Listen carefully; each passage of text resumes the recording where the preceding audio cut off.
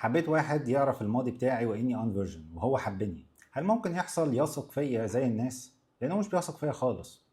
ما دام هو مش واثق فيكي دلوقتي يبقى ده اللي موجود دلوقتي، يبقى العلاقه مش مناسبه من دلوقتي. مش معنى ان احنا نكمل فيها انه على امل ان الماضي يتغير وان هو يتغير. طب ما لو عايز يتغير ما يتغير من دلوقتي، ايه اللي يأجل الموضوع؟ فبما ان ده الواقع يبقى محتاجه تاخدي قرارك او تحكمي على العلاقه بناء على الواقع مش بناء على المستقبل الغامض. ما ينفعش. وهنا دي نقطه مهمه. طول ما انت شايفه ان انت تستاهلي ان هو ما يثقش فيكي علشان انت غلطتي وده العقاب اللي انت تستاهليه، ده مش مظبوط. العقاب انت عشتيه في حياتك، ان ده بقى واقع في حياتك. انت دفعتي الثمن ان انت دخلتي في علاقه مش مناسبه بالنسبه لك، والعلاقه دي ما استمرتش، فهتعيشي حياتك بتدفعي الثمن ده. الثمن ده اللي هو ايه؟ اللي هو توابع تصرفاتك. اللي هو ايه؟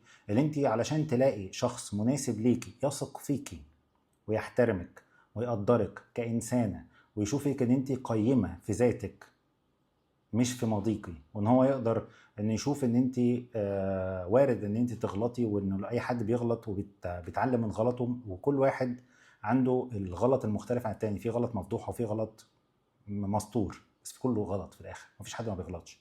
فانت عشان تلاقي شخص عنده نضوج الفكر ده وان هو يبقى بالنسبه له مرتاح وهو معاكي، ده صعب ونادر. فده الثمن اللي انت هتدفعيه، ان انت علشان تلاقي شخص مناسب ليكي هتحتاجي وقت. هتحتاجي ان انت تتعرفي على ناس كتيره عقبال ما تلاقي حد مناسب.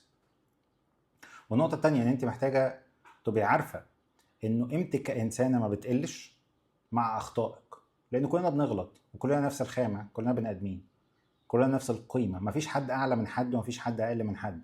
فهو مش كتر خيره انه معاكي. لو انت بتفكري كده فبالنسبه لك تقبلي وانت تستاهلي ان هو ما يثقش فيكي، فبالتالي تفضلي تعصري على نفسك ليمونه والتانيه والتالته والرابعه لحد ما تخلصي محصول الليمون كله. هتلاقي ان في الاخر هو برضه ما وثقش فيكي، وفي الاخر انت استنزفتي والعلاقه انتهت وما وصلتيش اللي انت عايزاه، وبرضه دفعتي الثمن. فعلى ايه؟